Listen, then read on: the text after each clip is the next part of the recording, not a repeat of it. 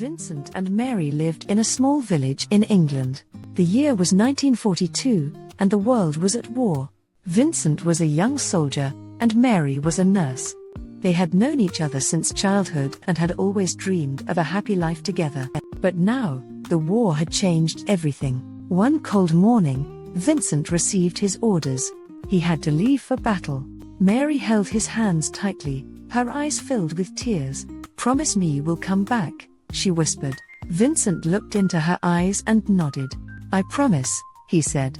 He kissed her forehead gently before leaving. Mary watched him walk away, her heart heavy with worry. Days turned into weeks, and weeks into months. Mary wrote letters to Vincent every day, telling him about the village. She described the changing seasons, the blooming flowers in spring, and the falling leaves in autumn. She wrote about the small joys in the village, the baker's fresh bread, the children playing in the streets, and the church bells ringing on Sundays. But nothing felt the same without Vincent by her side. Sometimes, she received letters back. Vincent wrote about the hardships of war, the long nights under the stars, the fear of battle, but he always reminded her of his love. His words gave her strength, and she held onto them like precious treasures. One day, Mary stopped receiving letters. She waited and waited, but no news came.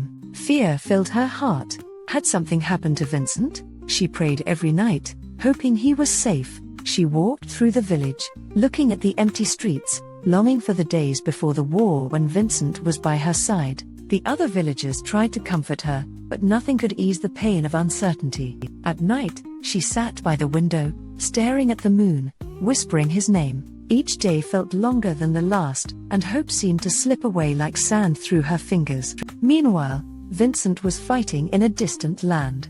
The war was cruel, and danger was everywhere. One day, his unit was attacked. Vincent was injured, but he survived. He was taken to a hospital far from home, unable to write to Mary. He thought of her every day, longing to return. He often held her last letter close to his heart, reading her words over and over again in the lonely nights. The thought of Mary kept him strong, pushing him to recover so he could keep his promise to her. Back in the village, Mary refused to give up hope. Even when others said Vincent might not return, she held on to her belief.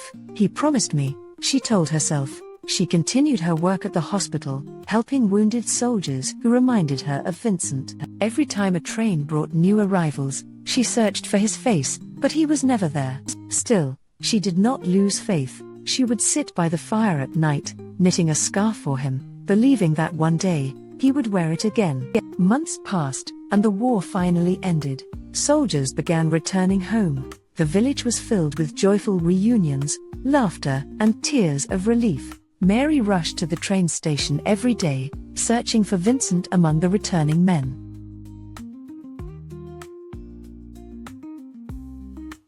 The village celebrated the end of the war, but Mary's heart remained restless. She refused to believe that Vincent was gone. Then, one evening, as she was leaving the station, she heard a familiar voice, "Mary."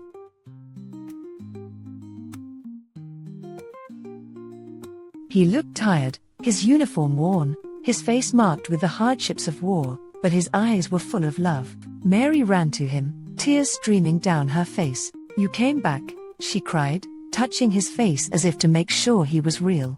"I promised," Vincent said, holding her tightly, his arms wrapped around her as though he would never let go again. They stood there for a long time, not speaking, just feeling the warmth of each other's presence.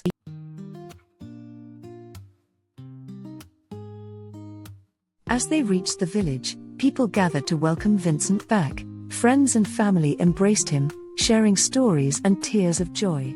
That night, under the stars, Vincent and Mary sat together, holding hands.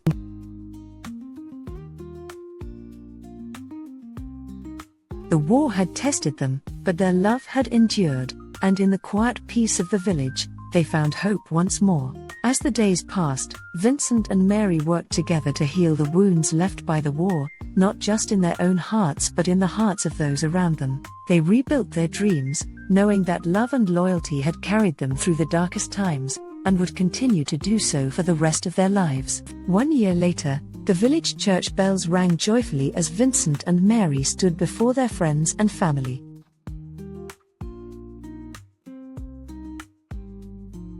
As they exchanged vows,